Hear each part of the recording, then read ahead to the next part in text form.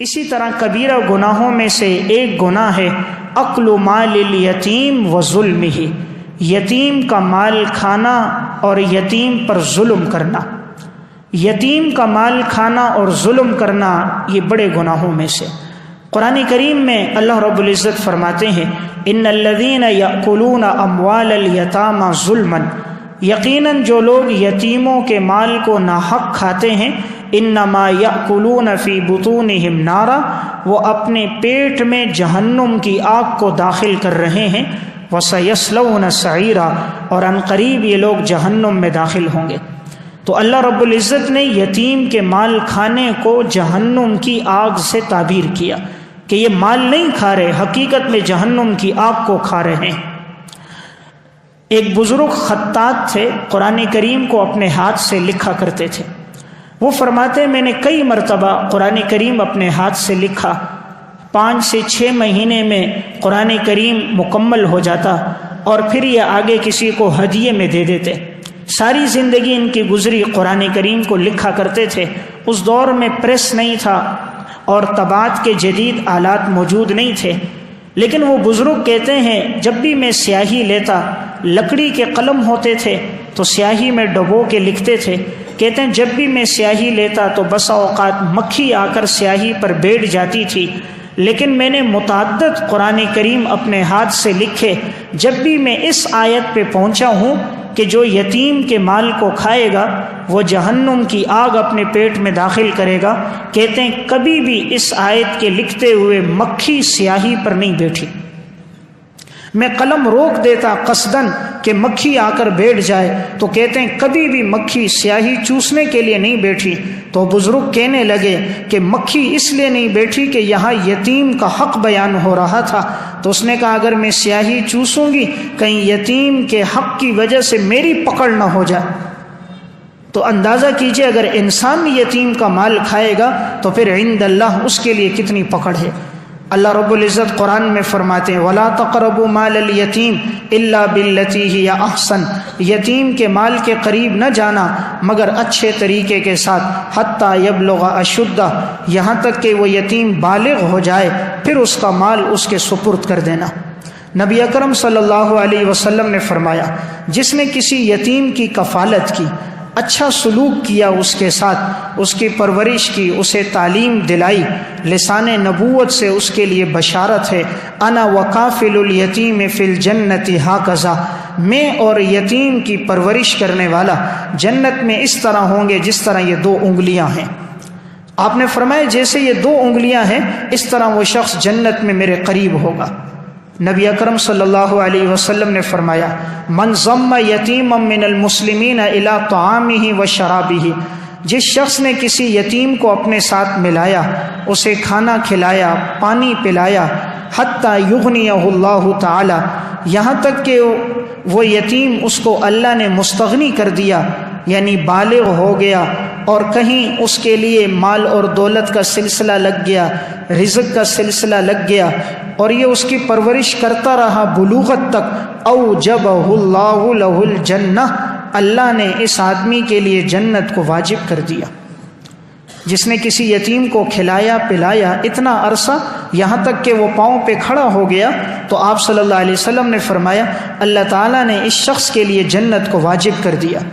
نبی اکرم صلی اللہ علیہ وسلم نے فرمایا من مسح رأس یتیم لا یمسحہ الا للہ، جس نے کسی یتیم کے سر پر ہاتھ پھیرا اور نہیں پھیرا مگر اللہ کی رضا کے لیے، کان لہ بکل شعرۃ مرت علیہا یدہ حسنہ، تو اس کا ہاتھ جن جن بالوں کے اوپر سے گزرے گا ہر بال کے نیچے اللہ اس کے لیے نیکی کو لکھ دے گا۔ ومن احسن الی یتیم او یتیمۃ، جس نے کسی یتیم لڑکے یا لڑکی کی پرورش کی، کنت انا وہو ہکذا فی الجنہ، میں اور وہ جنت میں اس طرح ہوں گے۔ آپ نے 2 انگلیوں کے ساتھ اشارہ کیا۔ اس سے معلوم ہوتا ہے یتیم کے ساتھ حسن سلوک اللہ تعالیٰ کے ہاں کتنا اجر و ثواب کا باعث ہے۔ امام ذہبی رحمۃ اللہ علیہ نے الکبائر میں ایک واقعہ لکھا، فرماتے ہیں کہ ایک شخص تھا جس کی زندگی گناہوں میں گزری، فسق و فجور میں اس کی زندگی گزر رہی تھی، شراب پیتا تھا، زنا میں بھی مبتلا تھا، لیکن ایک دفعہ یہ شخص راستے سے گزر رہا تھا، گزرتے ہوئے اس نے ایک یتیم بچے کو دیکھا، اسے بڑا ترس آیا کہ اس کا لباس پھٹا ہوا تھا، اس کے بال پراگندہ تھے، وہ بھوک کی حالت میں تھا اور اس کے چہرے پر سفر کے آثار تھے۔ اس نے اس یتیم بچے سے پوچھا تیرے والدین موجود ہیں؟ اس نے کہا انتقال ہو گیا۔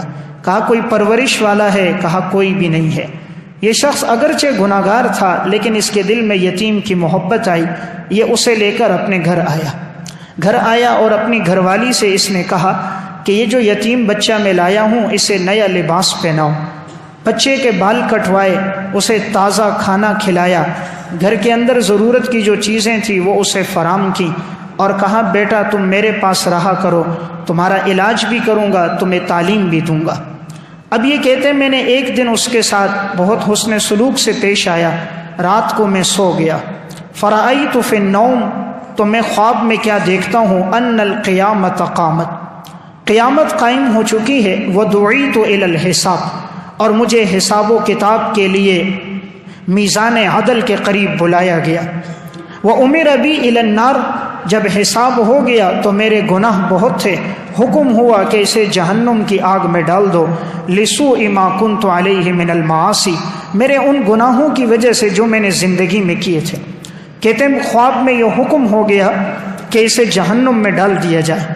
کہتے ہیں میں دیکھ رہا ہوں کہ فرشتے آتے ہیں اور وہ مجھے پکڑتے ہیں اور پکڑ کر یجرونی صحبا الی النار، اور مجھے گھسیٹ کر جہنم کے قریب لے جاتے ہیں۔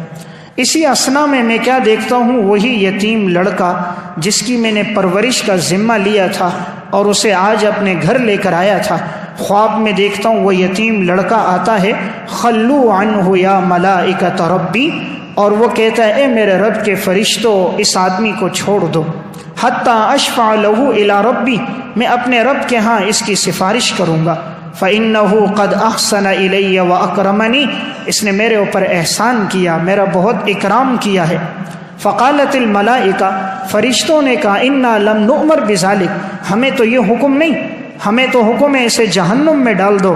اللہ رب العزت گفتگو سن رہے تھے، وَإِذَا النِّدَاءُ مِنْ قِبَلِ اللَّهِ تَعَالَى، اللہ کی طرف سے ایک آواز آئی، خلوا عنہ، چھوڑ دو، فقد وهبت له ما كان منه بشفاعة اليتيم وإحسانه، ہم نے اس یتیم کی سفارش اس کے حق میں قبول کر دی، چھوڑ دو اسے۔ فاستيقظت وتبت إلى الله عز وجل، میں صبح بیدار ہوا اور میں نے اپنے گناہوں سے توبہ کر دی۔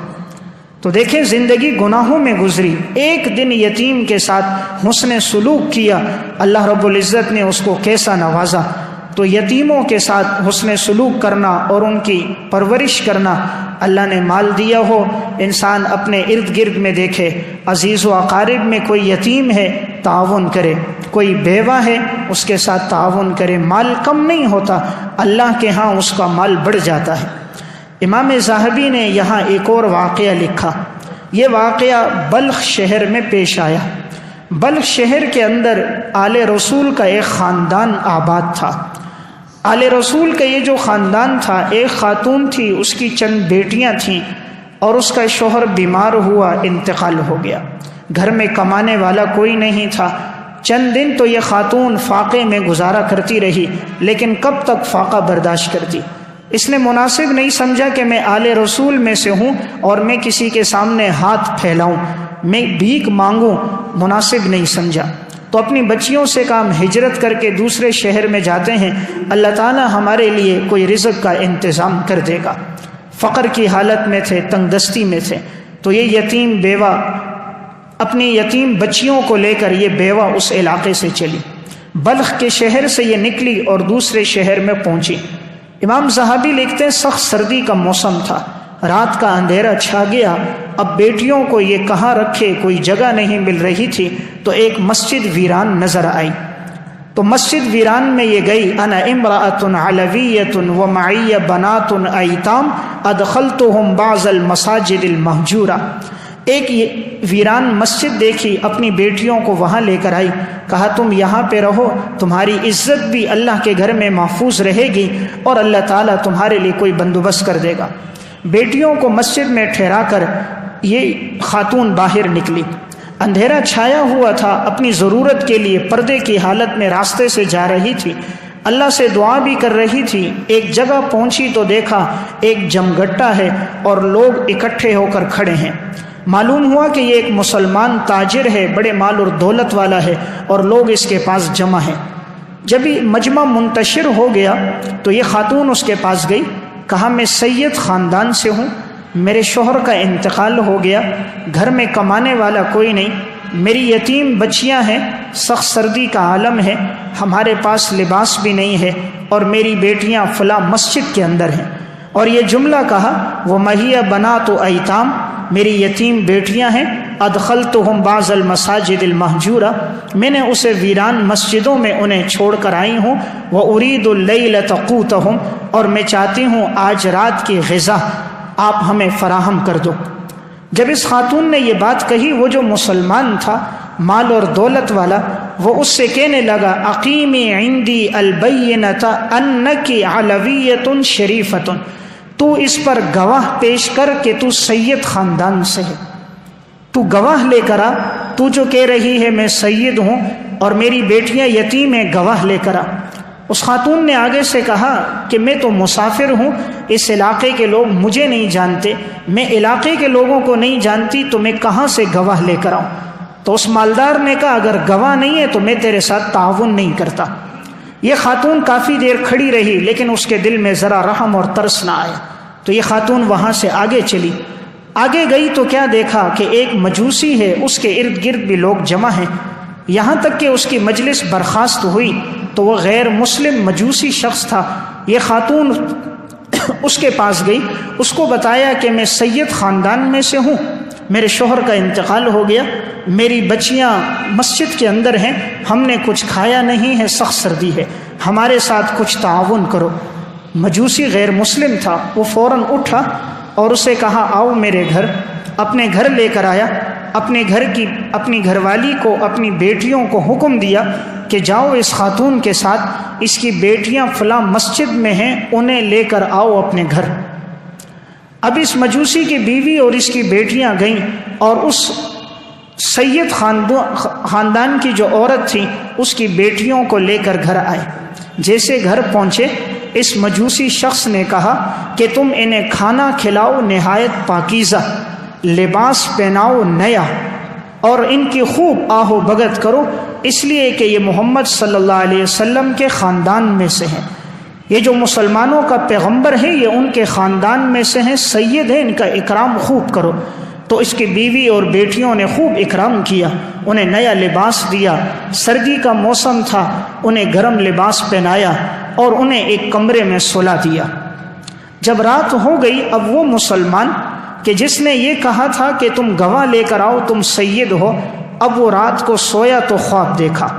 خواب دیکھتا ہے کہ قیامت قائم ہو چکی ہے، نفسی نفسی کا عالم ہے، سارے انسان اپنے اپنے اعمال میں، حساب و کتاب میں گرفتار ہیں، پریشان ہیں۔ اس عالم میں کیا دیکھا کہ نبی اکرم صلی اللہ علیہ وسلم موجود ہیں، آپ کے ہاتھ میں ایک جھنڈا ہے اور آپ کے قریب ایک محل ہے، امام ذہبی لکھتے ہیں یاقوت اور زمرد کا بنا ہوا، نہایت خوبصورت وہ محل تھا، من اللؤلؤ والیاقوت، اس میں موتیاں لگے ہوئے تھے، یاقوت لگا ہوا تھا، ایسا حسین محل کہ اس نے اپنی زندگی میں نہیں دیکھا تھا۔ تو یہ مسلمان کہنے لگا، فقال یا رسول اللہ لمن ھذا القصر، یہ خوبصورت محل کس کا ہے؟ خواب میں کہنے لگا یہ کس کا محل ہے؟ آپ صلی اللہ علیہ وسلم نے فرمایا لرجل مسلم موحد، ایک موحد مسلمان کا یہ محل ہے، ایک موحد مسلمان کا یہ محل ہے۔ فقال یا رسول اللہ انا رجل مسلم موحد، اس نے کہا اے اللہ کے رسول میں بھی تو مسلمان ہوں، موحد ہوں، میں بھی تو مسلمان موحد ہوں، یہ محل مجھے دے دو۔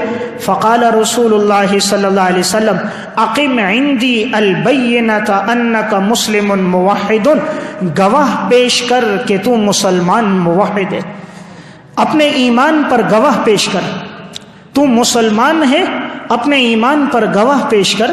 آپ صلی اللہ علیہ وسلم نے فرمایا میرے خاندان کی ایک عورت تیرے پاس آئی، وہ عورت بیوہ تھی، اس کی بچیاں یتیم تھیں، وہ ایک مسجد کے اندر وہ بچیاں ٹھہری ہوئی تھیں، اور تو یہ کہنے لگا کہ تم سید ہو اور اپنے سید ہونے پر گواہ پیش کر، تو بھی اپنے ایمان پر گواہ پیش کر، تو مسلمان ہے، گواہ پیش کر۔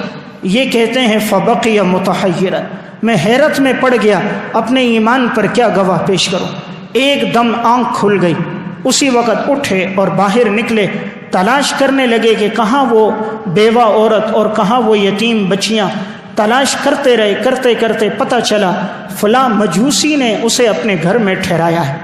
مجوسی کے گھر پہنچے، دروازے پہ دستک دی، رات کا اندھیرا چھایا ہوا تھا، آدھی رات گزر گئی تھی۔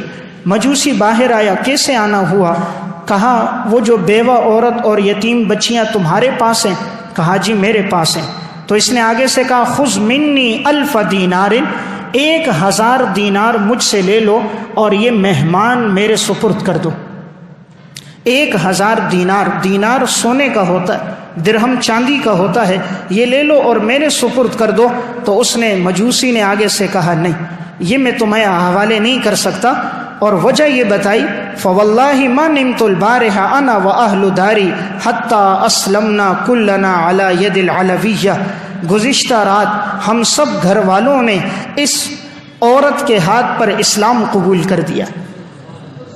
جب ہم نے دیکھا اس کی نظافت کو، اس کے ایمان کو، ہم نے اس کی طہارت کو، اس کی فصاحت کو، اس کی گفتگو اور اسلام کی حقانیت کو ہم نے دیکھا، اس کی عزت اور پاک دامنی کو دیکھا، اس کی بچیوں کے چہرے پر یتیمی کے آثار دیکھے، تو ہم سمجھ گئے یہ دین برحق ہے، تو ہم سب کے سب مسلمان ہو گئے۔ پھر وہ مجوسی آگے جو کہنے لگا وہ سنیں۔ وہ مجوسی کہتا ہے تو نے بھی رات کو خواب دیکھا، میں نے بھی خواب دیکھا۔ حالانکہ ابھی اس مسلمان نے اسے خواب بیان نہیں کیا تھا۔ وہ مجوسی کہنے لگا کہ جو تو رات کو ابھی خواب دیکھ رہا تھا کہ نبی اکرم صلی اللہ علیہ وسلم کے ہاتھ میں ایک جھنڈا ہے اور یاقوت اور زمرد کا ایک محل ہے، جب تو نے حضور سے کہا تھا کہ یا رسول اللہ یہ محل کس کا، تو آپ صلی اللہ علیہ وسلم نے فرمایا تھا کہ ایک موحد مسلمان کا ہے۔ تو نے کہا تھا میں بھی موحد ہوں، حضور نے کہا تھا گواہ پیش کر، تو حضور نے وہ محل مجھے دیا ہے۔ آپ صلی اللہ علیہ وسلم نے فرمایا القصر لک ولأہل دارک، یہ محل تیرا ہے، تیرے گھر والوں کا ہے، وانت واہل دارک من اہل الجنہ، تم اور تمہارے سب گھرانے والے جنتی لوگ ہو۔ اس مجوسی نے اس سید عورت کی خدمت کی اور اس کے یتیم بچوں کی پرورش کی۔ اللہ نے کس طرح نوازا، ایمان کی دولت بھی دے دی، رسول اللہ صلی اللہ علیہ وسلم کی خواب میں زیارت بھی ہو گئی، لسان نبوت سے جنت کا خوبصورت محل بھی مل گیا اور جنت کی بشارت بھی مل گئی۔ یہ ہے یتیموں کے ساتھ حسن سلوک۔ تو اللہ نے مال دیا ہے، اے مال یتیموں پہ، بیواؤں پہ خرچ کریں، مال کو تعمیرات پہ نہ خرچ کریں، انسانوں پہ خرچ کریں۔ آج ہمارا سارا مال تعمیرات پہ لگتا ہے۔ جب اللہ تعالیٰ کسی انسان کے مال میں برکت نہیں دیتا تو وہ مال کس پہ لگتا ہے؟ نبی اکرم صلی اللہ علیہ وسلم نے فرمایا اللہ پھر اس مال کو لگاتا ہے پانی اور مٹی پر، پانی اور مٹی پر، تعمیرات پر۔ اور جب اللہ برکت دیتا ہے تو اللہ مال کو لگاتا ہے مساجد پر، مدارس پر، بیواؤں پر، یتیموں پر، مستحقین پر۔ تو کوئی معلوم نہیں زندگی میں کب انسان دنیا سے چل بسے۔ تو اللہ نے مال دیا ہو، اپنے عزیز و اقارب میں، رشتہ داروں میں کوئی یتیم ہو، ضرور اس کے ساتھ تعاون کریں، دیکھیں گے مال بڑھنا شروع ہو جائے گا۔ اگر وہ اپنی اولاد کو تعلیم نہیں دے سکتے، ہمیں چاہیے کہ ہم ان بچوں کو تعلیم دلائیں، اس بیوہ کا علاج کروائیں، ان کے گھر کا راشن فراہم کریں۔ آئے دن اللہ تعالی ہمارے مال میں برکت کو بڑھا دے گا، اس مال میں اضافہ ہوگا۔ میں 2 واقعات سنا کے بات ختم کرتا ہوں کہ یتیم کے ساتھ اگر کوئی ظلم کرے اس پر تو اللہ تعالیٰ یتیموں پر ظلم کی سزا دنیا میں کیسے دیتا ہے۔ اردو کی ایک کتاب ہے ناقابل فراموش سچے واقعات۔ یہ واقعہ بہت پرانا نہیں، موجودہ دور کا یہ واقعہ۔ مانسیرا شہر کے اندر یہ واقعہ پیش آیا۔ ایک شخص کی ایک بیٹی تھی اور ایک بیٹا بڑا تھا جس کی عمر 5 سال تھی، بیٹی کی عمر 7 سال تھی، چھوٹے بیٹے کی عمر 3 سال تھی۔ اس شخص کی گھر والی کا انتقال ہو گیا۔ اب اس کے یہ 3 بچے تھے، ایک بیٹی اور 2 بیٹے۔ تو اس نے سوچا کہ ان کی پرورش کے لیے میں دوسری شادی کر دوں تاکہ کوئی ان کی پرورش کر دے۔ علاقے کے اندر مختلف لوگوں کو کہا تو کسی نے بتایا فلاں بیوہ عورت ہے جس کے 2 بچے ہیں، تو وہ بیوہ ہے، تم اس کے ساتھ شادی کر دو۔ تو اس نے اس بیوہ کو نکاح کا پیغام دے دیا، بیوہ کے ساتھ اس کی شادی ہو گئی۔ اسے معلوم نہیں تھا کہ یہ بیوہ بڑی ظالم ہے۔ یہ وہ خاتون تھی کہ جس نے اپنے شوہر کو کھانے میں چھپکلی مار کر اس کا زہر ملا کر دیا تھا اور اس کے شوہر کا انتقال ہو گیا تھا۔ بڑی ظالم خاتون تھی، لیکن اس کے علم میں نہیں تھا، تو اس نے شادی کر دی اور کہا میرے ان بچوں کی پرورش بھی کرو۔ تو وہ آئے دن جھگڑا کرتی اور کہتی میرے 2 بچے تو یہاں رہیں گے لیکن تیرے بچے یہاں نہیں رہیں گے، اس کو اپنی دادی کے ہاں، بچوں کی جو دادی ہے یعنی تیری والدہ، ان کے ہاں چھوڑ کر آؤ۔ اس شخص نے سمجھایا لیکن وہ عورت باز نہ آئی۔ چند مہینے اس طرح گزر گئے۔ ایک دن یہ کام کے لیے گیا تو اس خاتون نے کہیں سے زہر لائی اور زہر لا کر کھانے میں ڈالی اور اس کے ان بچوں کو کھلا دیا۔ جب زہر ان بچوں کو کھلائی، اللہ کا کرنا، وہ جو 5 سال کا اس کا ایک لڑکا تھا، نہایت خوبصورت تھا، اس بچے نے زہر آلود کھانا کھایا تو وہیں انتقال ہو گیا۔ جو 7 سال کی بچی تھی اس نے جو کھایا تو اس کو الٹی ہو گئی، فوراً زہر باہر آ گئی۔ چھوٹے بچے کو کھلانے لگی تو اس کا منہ قدرتی طور پہ بند ہو گیا۔ بڑی کوشش کی، یہ اس کے منہ میں لقمہ نہ ڈال سکی۔ اتنے میں جب شوہر آیا تو پتہ چلا، اس نے یہ نہیں کہا کہ میں نے زہر دیے، اس نے کہا اچانک تمہارے بیٹے کا انتقال ہو گیا اور تمہاری اس دوسری بیٹی کو الٹیاں لگی ہیں، اسے لے کر جاؤ ہسپتال۔ جب ہسپتال لے کر یہ گئے اپنے بچے کو اور بچی کو، وہاں پتہ چلا کہ انہیں کوئی زہر آلود چیز کھلائی گئی ہے، منہ سے جھاگ نکل رہی تھی۔ ڈاکٹروں نے بتا دیا۔ اب اس نے اپنی بیوی سے کہا تو نے یہ حرکت کی ہے، پہلے تو انکار کرتی رہی، آخر کار اس نے کہہ دیا ہاں میں نے یہ کیا ہے، تو جو اپنے بچوں کو اپنی والدہ کے پاس نہیں بھیج رہا تھا۔ اس شخص نے آگے سے بددعا دے دی کہ تو نے میرے یتیم بچوں پہ ظلم کیا، اللہ تجھے دنیا اور آخرت میں عبرتناک سزا دے۔ اللہ تعالیٰ ظالم کو مہلت ضرور دیتا ہے، وَأُمْلِي لَهُمْ إِنَّ كَيْدِي مَتِينٌ، لیکن اللہ کبھی معاف نہیں کرتا۔ ان بطش ربک لشدید، تیرے رب کی پکڑ بہت سخت ہے۔ حضرت آدم سے لے کر آج تک کائنات میں کوئی ایسا شخص نہیں ہے جس نے ظلم کیا ہو اور اللہ کی گرفت سے بچ گیا ہو۔ 2 گناہوں کی سزا اللہ دنیا میں دیتا ہے، والدین کی نافرمانی اور نمبر 2 ظلم۔ باقی ہر گناہ کی سزا قبر سے ہے، ان 2 گناہوں کی سزا دنیا میں ہے۔ اس خاتون نے جو کیا، اب اللہ نے اس کو کیا سزا دی؟ اس کا یہ بیٹا جو اس کا حقیقی تھا، جب یہ عین جوانی کو پہنچا، کمائی کرنے کے لائق ہو گیا، تو یہ بڑی خوش ہوتی تھی کہ یہ کمائی کر کے لائے گا۔ ایک دن اپنے بچے کو رخصت کیا، بچہ گیا نوکری کے لیے، بس سے نیچے اتر رہا تھا، اچانک گر گیا، بس کے نیچے آیا، وہیں انتقال ہو گیا۔ ایک جو بیٹی تھی اس کی، وہ پاگل ہو گئی، نیم پاگل، کبھی ادھر بھاگتی کبھی ادھر بھاگتی، اسے اپنا کوئی پتہ ہی نہیں تھا۔ اور اس خاتون کو اللہ نے سزا یہ دی کہ جب اس کا آخری وقت آ گیا، کئی دن تک مرض الموت میں رہی، موت نہیں آتی تھی، آواز ایسی نکلتی تھی جس طرح کہ گدھے کی آواز ہو۔ اس کا پیٹ پھول جاتا تھا، چیخیں مارتی چلاتی میرے پیٹ کو دباؤ، میرا پیٹ پھٹ رہا ہے۔ تو مرد آتے اور اوپر سے پیٹ کو دباتے تھے، پھر پیٹ پھول جاتا، پھر دباتے، پھر پھول جاتا، پھر دباتے۔ ایک آواز نکلتی تھی اس کے منہ سے، پخانے کے راستے سے، منہ کی آواز گدھے کی آواز کی مانند تھی۔ اس حال میں اس کی موت آئی۔ تو اللہ تعالیٰ نے یہ سزا دی کہ اس نے یتیموں پر ظلم کیا، یتیم بچوں پر اس نے ظلم کیا، تو اللہ تعالیٰ نے اس کو یہ سزا دے دی۔ تو گناہوں میں یہ بڑا گناہ ہے، یتیم کا مال کھانا، یتیم پہ ظلم کرنا۔ اس لیے کبھی انسان یہ نہ سمجھے کہ اس کا پوچھنے والا کوئی نہیں، اس کا تو باپ مر گیا ہے، بچے چھوٹے ہیں، بیوہ تو میرے اوپر دعویٰ نہیں کرے گی، وہ عورت کہاں کورٹ کا چکر لگائے گی، کہاں کچہریوں میں، کہاں تھانوں میں جائے گی، چلو اس کی جائیداد پہ قبضہ کر دیتے ہیں۔ جس کا بدلہ لینے والا کوئی نہیں ہوتا، اس کا بدلہ اللہ لیتا ہے۔ دنیا میں جس کا بدلہ لینے والا کوئی نہ ہو تو اللہ اس پر پھر اپنی گرفت رکھتا ہے، اور ایسی رکھتا ہے کہ اللہ عبرت کا نشان بنا دیتا ہے۔ اردو کی ایک کتاب ہے مکافات عمل، اس میں انہوں نے ایک واقعہ لکھا، سرگودا کے علاقے کا واقعہ ہے۔ وہاں ایک یتیم بچہ تھا، ایک شخص کا باغ تھا، اس باغ میں پھل آ گئے تھے، انگور کا، خربوزے کا باغ تھا۔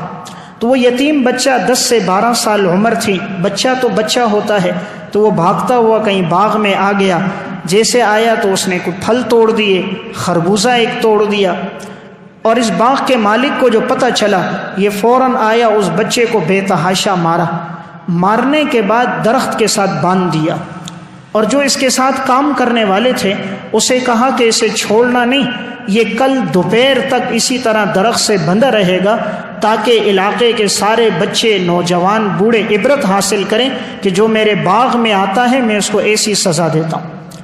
یتیم لڑکا تھا، اس کی ماں کو پتہ چل گیا۔ ڈاکٹر عبدالغنی فاروق لکھتے ہیں مکافات عمل میں، اس کی ماں فوراً آئی تو اس نے آتے ہی منت سماجت کی، یہ میرا بچہ ہے، کم عمر ہے، ناسمجھ ہے، غلطی ہو گئی، آپ کا خربوزہ توڑا، آئندہ ایسی غلطی نہیں ہوگی، میں معافی چاہتی ہوں۔ اس نے معاف نہ کیا۔ اس خاتون نے کہا مجھ سے رقم لے لو، جتنی رقم تمہارا نقصان ہوا ہے تم مجھ سے لے لو، لیکن اس نے نہ مانا۔ آخر کار جب اس نے دیکھا کہ اس کے بچے پر ظلم کر رہا تھا، ایک ڈنڈا لے کر اس نے مارنا شروع کیا، تو اس ماں نے سر سے دوپٹہ اتارا اور اس کے قدموں میں ڈال دیا کہ اللہ کی رضا کے لیے اس میرے بیٹے کو معاف کر دو، لیکن اسے کوئی ترس نہ آیا، اور وہ یتیم بچے پر پھر ڈنڈا اس نے جو برسایا تو تھوڑی دیر ہی گزری تھی، اچانک آسمان پہ کیا دیکھا، سیاہ بادل آ گئے، صرف اسی جگہ پر جس جگہ پر اس کا باغ تھا آسمان سے اولے برسنا شروع ہو گئے، چند منٹوں میں اس کا باغ صفحہ ہستی سے مٹ گیا۔ اللہ تو ہر چیز پر قادر ہے، تو اللہ نے یہ سزا دی کہ اس نے یتیم پہ ظلم کیا، پورے علاقے میں کہیں اولے نہ برسے، صرف اس کی جگہ پر برسے، اور ایسے برسے کہ آج تک اس جگہ پہ دوبارہ کھیتی باڑی نہیں ہو سکتی، فصل لگانے کی کوشش کرو تو فصل کاشت نہیں ہوتی۔ پورے علاقے کے لوگوں کو پتہ چل گیا کہ یتیم پہ ظلم کیا تھا اور اللہ نے یہ سزا دی تھی۔ اس لیے ظالم کبھی بھی خوش نہیں رہتا، اللہ تعالیٰ کبھی نہ کبھی ظالم کو سزا دے دیتا ہے، اور ایسی حیرت انگیز سزا کہ آنے والے لوگوں کے لیے عبرت کا نشان بن جاتا ہے۔ تو یہ کبیرہ گناہوں میں سے ہے کوئی آدمی یتیم پر ظلم کر دے۔ میں آخری واقعہ سنا کے بات ختم کرتا ہوں۔ نہ ہی یتیم پر ظلم ہو اور نہ ہی بیوہ پر ظلم ہو۔ بعض نادان یہ سمجھ کر کہ یہ عورت ہے، اس کے حق پہ ہم قبضہ کر دیں گے، کوئی پوچھنے والا نہیں ہوگا، اللہ رب العزت پھر اس سے کیسا بدلہ لیتا ہے۔ حدیث میں نبی اکرم صلی اللہ علیہ وسلم نے بیوہ عورت کے حقوق بیان کرتے ہوئے فرمایا، الساعی علی الارملۃ والمسکین کالمجاہد فی سبیل اللہ، جو شخص کسی بیوہ کے ساتھ تعاون کرے گا، کسی مسکین کے ساتھ تعاون کرے گا، اتنا ثواب ہے کالمجاہد فی سبیل اللہ، جیسے وہ اللہ کے راستے میں جہاد کرے، کالقائم لا یفتر، جیسے جو اللہ کے راستے میں قیام کرے اور کبھی تھکتا نہ ہو، والصائم لا یفطر، روزہ رکھے اور افطار نہ کرے، جو ثواب اس کا ہے وہ بیوہ عورت کے ساتھ تعاون کا ثواب ہے۔ یعنی آپ نے کہا جو پوری زندگی قیام کرے، تھکے نہیں، ساری زندگی روزے رکھے، افطاری نہ کرے، اس کا جو ثواب ہے کسی مسکین کے ساتھ، یتیم اور بیوہ کے ساتھ تعاون کا وہی ثواب ہے۔ اسی مکافات عمل میں انہوں نے ایک واقعہ لکھا۔ یہ واقعہ ایک شخص کا تھا جس کا نام تھا رانا محمد آصف۔ یہ بڑا وکیل تھا اور علاقے میں اس کی بڑی شہرت تھی وکالت کے اندر، اور اس کا کام یہ تھا کہ یہ دیکھتا تھا ہر وہ جگہ جس کا حق لینے والا کوئی نہ ہو، یا کوئی عورت، بیوہ، مسکین، یتیم ہو، تو یہ ان جگہوں کے کاغذات بنا کر ان پہ قبضہ کر دیتا تھا۔ چونکہ وکیل بھی تھا تو تمام چیزوں سے واقف تھا، ملکی قوانین کو جانتا تھا، دولت بھی اس کے پاس تھی، تو کہیں پتہ چل جاتا کسی عورت کی زمین ہے یا کوئی تنگ دست آدمی ہے کہ جو مقدمہ نہیں کر سکتا، تو یہ فوراً جاتا ان کی زمینوں پر قبضہ کر دیتا۔ ایک دفعہ ایسا ہوا کہ اس نے دیکھا روڈ کے کنارے پر ایک بیوہ عورت کی زمین تھی 5 مرلے کی، اور اس نے اس عورت کی زمین کے کاغذات بنوا دیے اور اس پہ قبضہ کر دیا۔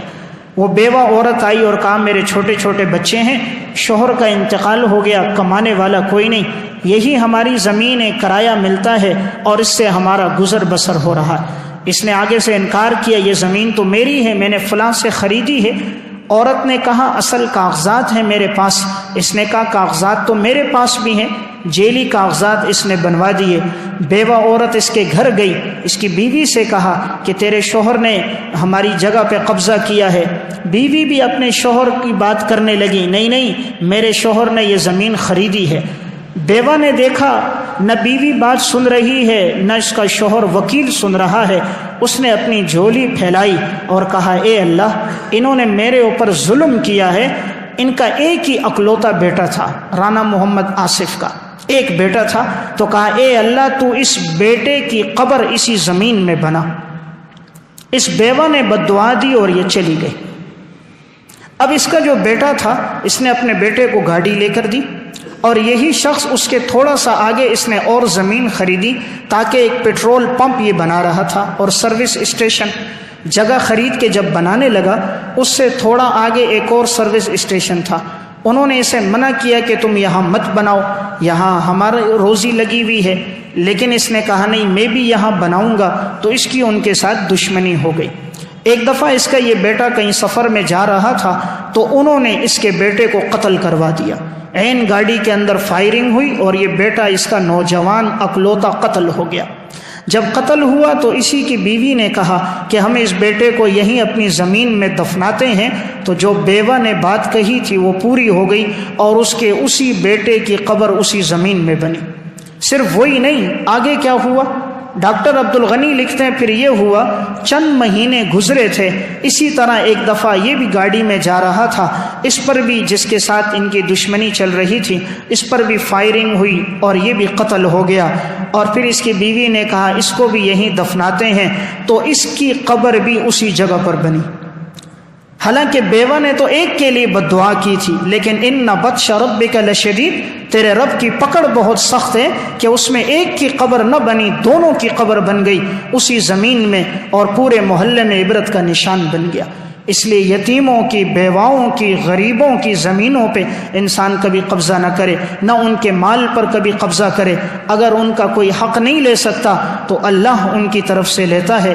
کوشش یہ ہو کہ بیواؤں کے ساتھ تعاون ہو، اس کی وجہ سے اللہ انسان کی جان، مال، عمر میں برکت دیتا ہے۔ اللہ ہم سب کو عمل کی توفیق عطا فرمائے۔